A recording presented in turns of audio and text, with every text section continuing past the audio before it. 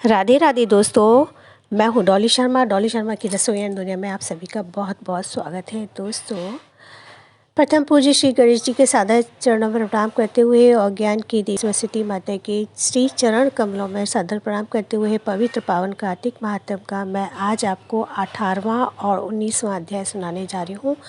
बोले विष्णु भगवान की जय। राजा पृथु नारद जी से पूछने लगे कि हे नारद जी, सब गोपियों ने राधा जी ही श्री कृष्ण जी को अधिक प्रिय क्यों है? तब कार्तिक मास में भगवान के साथ उनकी पूजा क्यों की जाती है? यह सब विस्तार पूर्वक कहिए।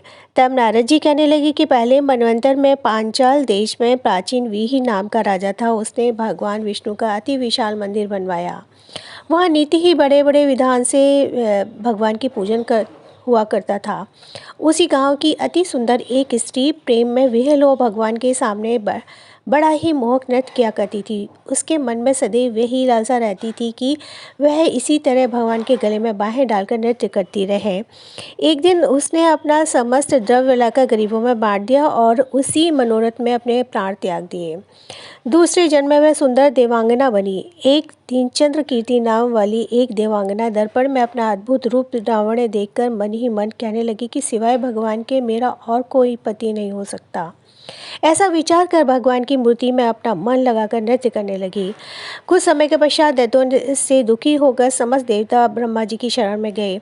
तब ब्रह्मा ने भगवान विष्णु के कृष्ण अवतार लेने का वृत्तांत देवताओं को सुनाया और उनको आज्ञा दी कि देवता ग्वाल बाल एवं देवांगनाओं गोपियों के रूप में जन्म लेकर भगवान की सेवा करें। चंद्रकीर्ति की जो देवांगना के रूप में थी, ब्रह्मा जी से प्रार्थना के बोली कि उसका पूर्ण जन्म का मनोरथ पूर्ण होने की आज्ञा दी जाए, इससे मैं भगवान के साथ नृत्य कर सकूं। तब ब्रह्मा जी ने उसको वरदान दिया कि तुम नंदग्राम में वृषभान गोप के यहाँ घर में राधा नाम से जन्म लेकर सब गोपियों से अधिक भगवान को प्रिय होगी और भगवान तुमको अपने प्राणों से भी अधिक प्रिय समझेंगे। नारद जी कहते हैं, सो ब्रह्मा जी के वचनों को सत्य करने के लिए भगवान ने श्री कृष्ण अवतार में राधा जी के साथ रसोत्सव में नृत्य किया और उनके प्राणों से अधिक प्रिय समझा। इति 18वां अध्याय समाप्त। बोलिए राधा कृष्ण भगवान की जय। अब मैं आपको 19वां अध्याय सुनाने जा रही हूँ। नारद जी कहने लगे कि हे राजा पृथु, कार्तिक कृष्ण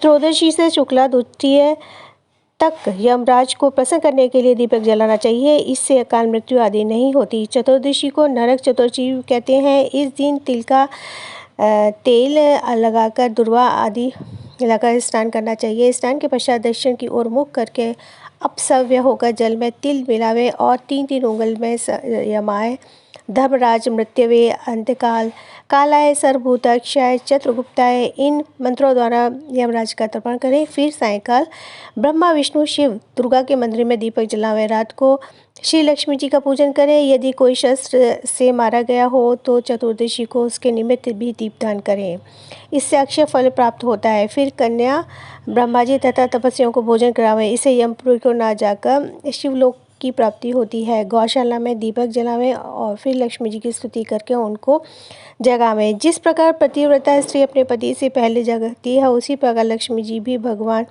के 12 दिन पहले जागती हैं। अमावस्या के दिन में बालक, वृद्ध तथा रोगियों को छोड़ अन्य कोई भोजन न करें। सायंकाल में लक्ष्मी जी का पूजन करके तथा स्वयं भोजन करें। घर को फूल माला आदि से सजाकर रात्रि को सारे घर में दीपदान करें। घर के सभी स्त्री पुरुषों नए वस्त्र धारण करें और समस्त रात्रि नृत्य गीत हर्षोल्लास से बितावें। रात्रि भर दीपक जलाना चाहिए। उस रात्रि को लक्ष्मी जी सब घरों में घूमती है तथा जो घर अधिक सुंदर होता है उसमें बहुत दिनों तक निवास करती हैं। एक प्रहर रात्रि शेष रहने पर घर के रूप, कूड़ा करकट, सूप या पुराने पंखे पर रखकर बाहर फेंक देना चाहिए। ऐसा करने से घर धन धान्य से पूर्ण रहता है। दूसरे दिन गोवर्धन बनाकर बंधु बांधवों सहित पूजन करके ब्राह्मणों को भोजन करावे।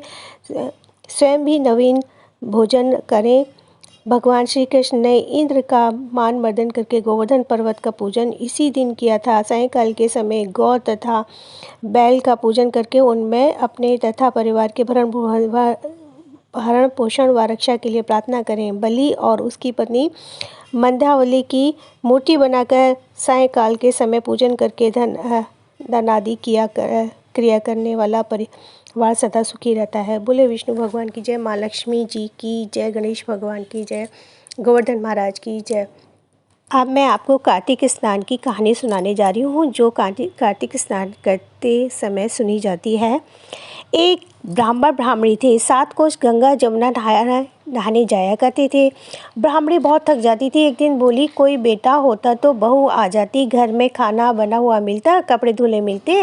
ब्राह्मण बोला, तूने बड़ी बात कही, ला मैं तेरे लिए बहू ला देता हूँ। एक पोटली आटा बांध दे, उसमें थोड़ी सी मोहर अशरफी डाल दो। उसने पोटली बांधी, ब्राह्मण लेकर चल दिया। कुछ दूर पर जमुना जी के किनारे लड़कियां अपने अपने मिट्टी के घर बनाकर खेल रही थीं।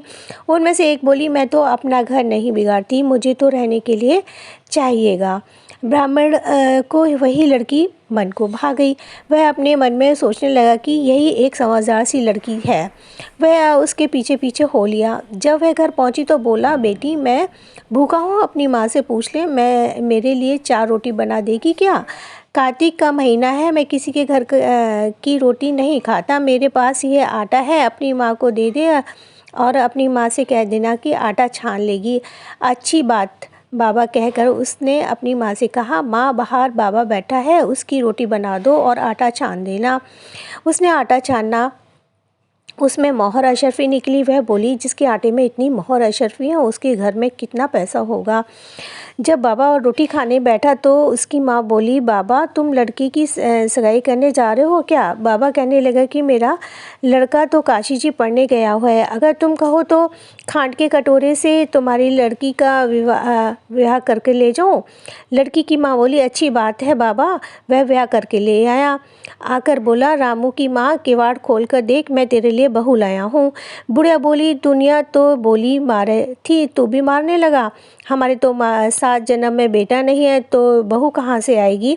ना तो तू किवाड़ खोल। ब्राह्मण ने कहा। उसने किवाड़ खोले तो देखा सामने बहू खड़ी है। सास आदर सत्कार से बहू को अंदर ले आई। जब बूढ़े बुढ़िया नहाने जाते तो बहू सारा काम करती, खाना बनाती और कपड़े धोती, रात को उनके पैर दबाती। इस तरह से बहुत समय निकल गया। सास बोली, बहू चूल्हे की आँच ना बुझने दियो, मटके का पानी ख़त्म ना होने देना। एक दिन चूल्हे की आग बुझ गई। भागी भागी बहू पड़ोसन के आग लेने के लिए गई। पड़ोसन, मुझे थोड़ी सी आग दे दे, मेरे चूल्हे की आग बुझ गई। मेरे सास ससुर आते ही होंगे, सुबह 4 बजे के गंगा जमुना नहाने गए हुए हैं। पड़ोसन ने कहा, तू तो बावली है, तुझे तो ये यूं ही उठा कर ले आए हैं, उनके 7 जन्म में कोई बेटा नहीं है। बहू बोली, ना इनका बेटा तो काशी जी पढ़ने गया है। पड़ोसन बोली, तुझे तो झूठ बोल कर लाए हैं। वह बोली, मैं अब क्या करूं? उसने कहा, जली फूकी रोटी बना दे, अनूठी दाल बना दे, खीर की कढ़ाई दाल की कचड़ी खीर में डाल दे। उसको पड़ोसन की सीख लग गई। उसने ऐसे ही किया। सासू ससुराए आज ना तो आदर सत्कार किया, ही नए कपड़े धोए, खाना लगा दिया। सासू बोली, बहू ये क्या? ये तो जली फूकी रोटी है, अनूठी दाल है, यही खा लो। सासू माँ, तुम एक दिन खा लोगी तो कुछ ना होगा, मुझे तो जीवन भर अनूठी रहना है। सासू बोली, बहू को तो पड़ोसन की सीख लग गई है। रात को सो गई। बहू सुबह भागी भागी पड़ोसन के आ गई। बोली, अब क्या करूं? बोली, सातों कोठी की चाबी मांग ले। जब सासू जी जाने लगी तो बहू अड़ गई। बोली, बाद में जाना, पहले मुझे सातों कोठों की चाबी दे दो। ससुर बोला, चाबी दे दो, आज भी इसका कल भी इसका, हमारा क्या है, आज मरे कल दूसरा दिन। पीछे से बहू ने कोठे खोलकर देखा तो किसी में अन्न, किसी में धन, किसी में बर्तन, किसी में कपड़े, अटूट भंडार भरे पड़े हैं। 7वां कोठा खोला, देखा तो उसमें गणेश जी, लक्ष्मी जी, पीपल, पथवारी, कार्तिक के ठाकुर जी, राई दामोदर, तुलसी जी का बिड़वा, 36 करोड़ देवी देवता विराजमान हैं। गंगा जमुना है, वहाँ एक लड़का माला जप रहा है। बोली, तू कौन? लड़का बोला, मैं तेरा पति। किवाड़ बंद कर दो, मेरे माँ बाप आएंगे जब खोलियो। अब तो बहू बहुत खुश हुई। 36 प्रकार के भोजन बनाए, 16 श्रृंगार किए, रांची रवाची टोले। सास ससुर आए, बड़े प्यार से उसने बात की, उसके कपड़े धोए, खाना खिलाया। बूढ़ा बोला, बहू तो धन देकर राजी हो गई। बहू सास के पैर दबाती जाए और कहती जाए, माँ जी, तुम इतनी दूर 12 कोस गंगा जमुना नहाने जाती हो, थक जाती हो, तुम घर में नहा लिया करो। सास बोली, बावली, कहीं घर में भी गंगा जमुना बहती है?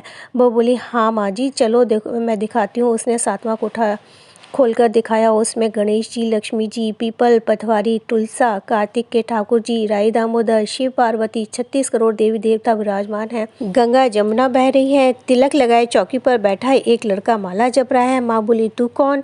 वह बोला, मैं तेरा बेटा हूँ। बुढ़िया ने पूछा, तू कहाँ से आया? लड़के ने कहा, मुझे तो कार्तिक के देवता ने भेजा है। माँ बोली, बेटा ये दुनिया क्या जानेगी, क्या जानेगा मेरा घर का धनी, क्या जानोगे देवरानी जेठानी, क्या जानोगे अगर पड़ोस की तू मेरा बेटा है। उसने पंडित से पूछा। वह बोला, बहू बेटा खड़े हो, इस पर पार बुढ़िया खड़ी हो, उस पर चाय की अंगिया पहने हो, छाती में से दूध की धार निकले, बेटी की दाढ़ी मूछ भीगे, पवन पानी में गठजोड़ा बांधे। जो वह जब पान जाने को बुढ़िया का बेटा है, उसने ऐसा किया। चांद की अंगिया फट गई, छाती में से दूध की धार बहने लगी, बेटे की दाढ़ी मूछ भीग गई, पवन पानी के बहू बेटे का जोड़ा बन गया। ब्राह्मण बहुत खुश हुआ। कार्तिक के ठाकुर, राई दामोदर, कृष्ण भगवान ने जैसे बहू बेटा उसके दिए वैसे सबको देना, उसके घर भंडारे भरे ऐसे सबके बनना। बोलिए कार्तिक भगवान की जय, विष्णु भगवान की जय, राय दामोदर चटक बिंदा की जय, गंगा जमुना की जय।